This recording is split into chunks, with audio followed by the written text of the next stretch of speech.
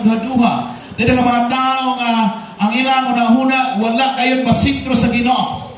Mao na nga usahay konsultihan nimo may tungod sa lugma sa Dios, konsultihan nimo may tungod sa Ginoo, ang ilang tubag unsa imong reliyon. Ang ilang pangutana unsa imong reliyon. Nga naman ang son nga mao ang ilang pangutana. Tungod kay wala na sintro ang una sa Dios. Wala na sintro ang una sa Dios. Muna nga dinhi usab sa Book of Isaiah ningon diri nga kinsa ba ang mutuo sa among isangyaw? Kinsa ba ang asa ba dapit ipadayag ang kamot sa Dios? Hallelujah, glory to God. So nini kabuntagon ng son, makabaton kitag pagtuo sa diha nga kita mutuo sa mensahe sa Dios. Amen? Atong basa niya sa Romans 10 verse 17, the Bible says that faith comes by hearing, and hearing by the word of God. So then faith comes by hearing, and hearing by the word of God. So kinahanglan maminaw ta sa pulong sa Dios. Amen. Kinahanglan mamati ta sa pulong sa Dios. Hallelujah. Glory to God. Ita igsoon sige naman ta karon og sangyaw diha sa Forok 17, Forok 16. Og naanay mga tao nga nagdawat og Bible study. Mga paano sila kapamilya, nasa mga unom kapamilya, no? Unom kapanimalay. So mga pero mo lagi na, ingon lagi ang pulong sa Dios na kulang ang mga ngani, no? Dagan alay alanihon pero kulang lagi ang mga ngani. Kulang lagi ang muani, kulang lagi ang mga muadto karon sa pagsangyaw. Gamay ra gyud, no? Mao na igsoon nga sige lang, ang importante lang nga matuman nato ang kabuton sa Dios. Importante nga matuman nato ang gusto sa Dios. Importante nga malipay ang Dios. Amen. Grabe na ang trending sa balita. Ang trend karon sa balita igsoon nga mutaas ng krudo. Niya dayon by next week daw 170 per liter sa krudo or diesel, no? So muna nga siguro next week na po maabot na 200, no? So muna igsoon nga kana mas mutuo pa ana. Mas mutuo pang tao ana kaysa mayong balita, kaysa pulong sa Dios, kaysa isang yang kaluwasan, no? Mas mutuo pa sila niya ng mutaas na, musaka na, kaya naman. Tungod kay ang tao maglisod kay pagsabot sa espirituhan ng mga utang. Muna igsoon nga matuman na ginding Revelation 6 verse 6. Ingon sa Revelation 6 verse 6 igsoon nga ang usa ka kumkum nga harina, no? Dili sa Revelation 6 verse 6. And I heard the voice of the midst of the four living creatures saying, a quart of wheat for a denarius, and 3 quarts of barley for a denarius, and do not harm the oil and the wine. No? So dili makita nato nga dunay pulong sa Dios nga ni sulti dito sa trono sa Ginoo nga nagingon nga usa ka kumkum nga harina ipaligya kini sa mahal kaayo nga presyo. Mahal kaayo nga presyo. So may to say usa ka kumkum nga harina usa na kaswilduhan. So saan na lang pagkaon na naigsoon kung usa ka swilduhan. Pila may sweldo karon? Ang sweldo karon mga 400 ka pen ang minimum. 400 ka pen o kung 500 na. So, yung na igsoon, ang saan na pagkaon sa mga tao. Kung ang usa ka swelduhan, mo na lang igo na ibayad anang usa ka kumkum harina. Di na kaigo sa pamilya. Di na kaigo sa pamilya. Mo na igsoon na mas mutuo pa mga tao aning mabalita kaysa kaluwasan. Imong sangyawan kaluwasan, wala lang, no? Imong sangyawan og kuan, may tungod suguma sa Dios, nahabag wala lang. Pero karon igsoon nga mutaas ng presyo sa gasolina, siga ilang mata, no? Praise God, hallelujah. Mas maayo pa rin ang matas ng gasolina kay pusiga pang matas tao, no? Kaya ginusangyawan, may tungos may balita, wala man, wala naman, no? Glory to God. So next on, nga maurang gihapon ang ingon ni Isaiah sa kinsa man ang mutuo sa among ibalita. Kinsa man ang mutuo sa among isangyaw. Hallelujah. Mo na igsoon, narinig panahon na, kinahanglan mutuo kita sa pulong sa Dios. Amen? Mutuo kita sa pulong sa Dios. Kaya nahitabo na yun na. Nga may tabo na yun ang mutaas ng kurodo, may tabo na yun ang Revelation 6 verse 6. Mo na, hallelujah, glory to God. Ang ato pag-ampuan nga dunay doon ay provision ng Ginoo. Hallelujah, no? Hindi na punta patagag lakaw, no? Praise God. Hallelujah. So, ang atong mga lakaw karon importante na kayo.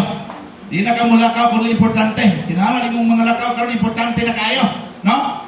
Praise God. Kaya nga naman, tungod sa kamahal sa panliton, tungod sa kamahal sa gasolina, so ang imo naging una-una at una-una ani nga mulakaw ta nga importante kaya.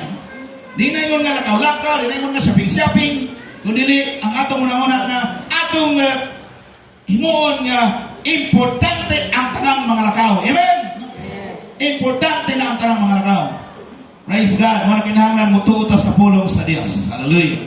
Even there is Mark 4 verse 23. If anyone has an ears to hear, let him hear. If anyone has ears to hear, let him hear. Kung kamo doon ay mga dalunggan, hala, paminaw, amen? Ang tanan na doon ay dalunggan, maminaw sa pulong sa Diyos. Mark 4 verse 23. If anyone has ears to hear, let him hear. Hallelujah. So mga igsoon, na diha kita makabaton, pagtuo, diha sa pulong sa Diyos. Kano panahon na igsoon, importante ang pulong sa Diyos. Importante ang pagtuo. Kano panahon na mag-exercise sa pagtuo. Sa una siguro yung pagtuo, natulong pala yung pagtuo. Pero exercise na kita. Exercise na kayo yung pagtuo. Kung hindi mo na exercise, delikado, no?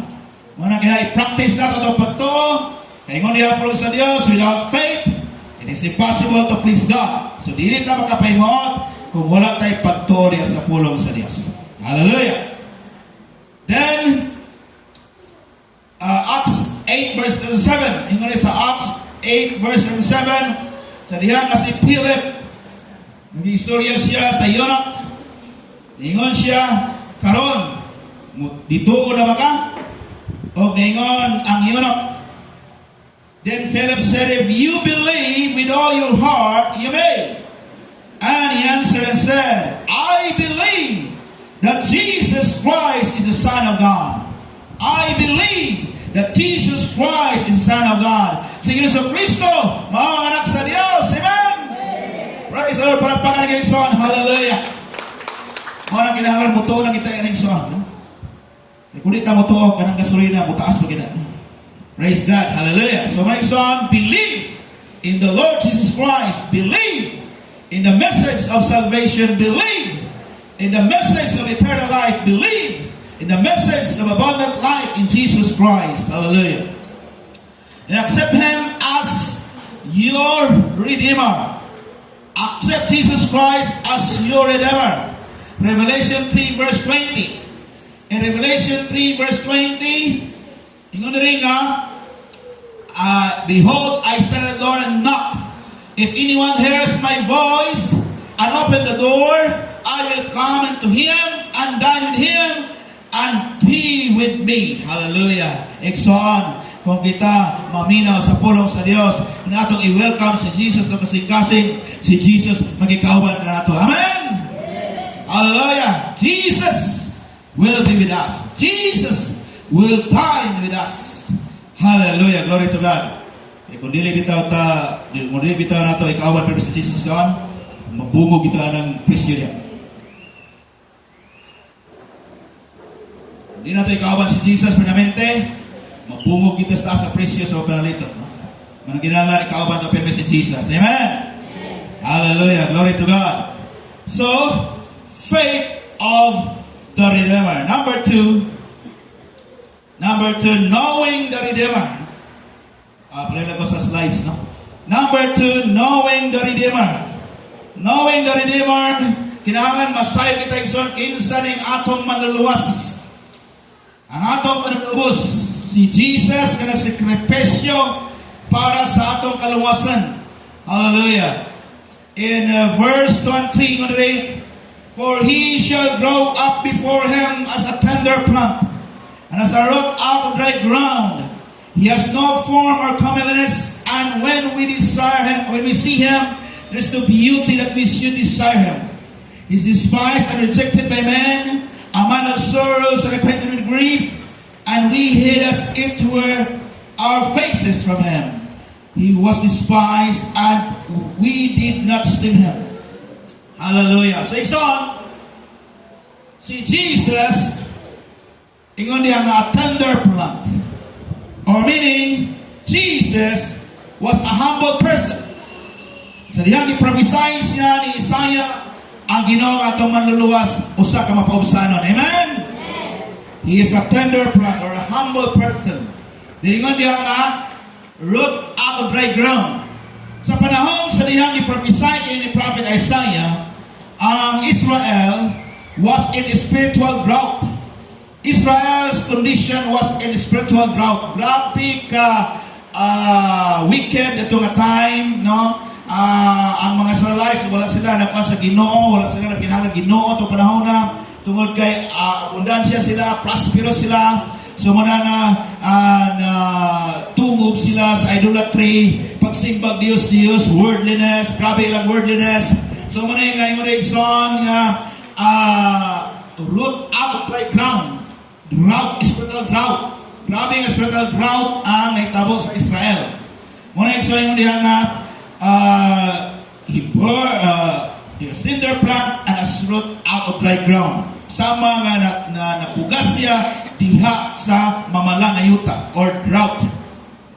And he has no form of comeliness. Meaning, si Jesus Ikson, pupri siya na tao.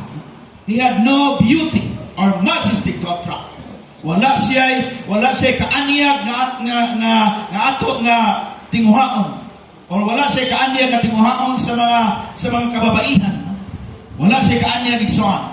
He was a poor person. Sa diyang natao siya, pupri kay siya natao siya dito sa Pasungan, dito sa Bethlehem.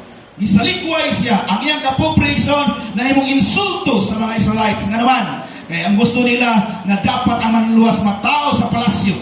Pero ang manluluwas na tao dito sa Pasungan, sa baka.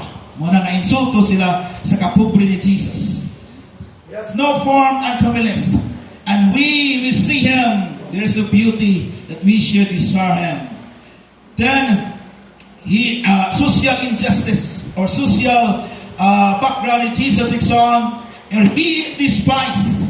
Verse 3. He is despised and rejected by man. Siya na gisalikway sa mga tao. Siya nga gibiay sa mga tao. A man of sorrows. Tao nga puno sa mga kasakit. Puno sa kagulanan. And acquainted with grief. Hallelujah. Ikso, dili basta-basta ang atong manluluwas. Dili basta-basta ang giantos niya. Acquainted with grief. Kung sa'yo pasabot, companion niya ang grief. No? Meaning to say, iya na wala siya yung nag-pray sa Ginoo nga Lord, mawala kining grief. No? Di ba kita igsoon, kung doon batiyo na to sa itong lawas, o batiyo na to sa itong emosyon, di ba kung ang pumunta nga Lord, kuhaan aning kasakit, kuhaan aning kabugat, kuhaan aning kaguol. No? Di ba yung anak mo tayo igsoon?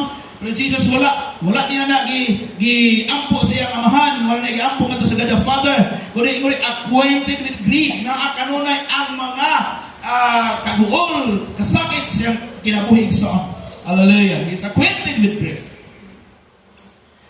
And we hid as it were our faces from Him. So meaning to say, ato na lang itago atong naong nga di ta mulingiw kang Jesus. Mana iso na itabo kang Jesus.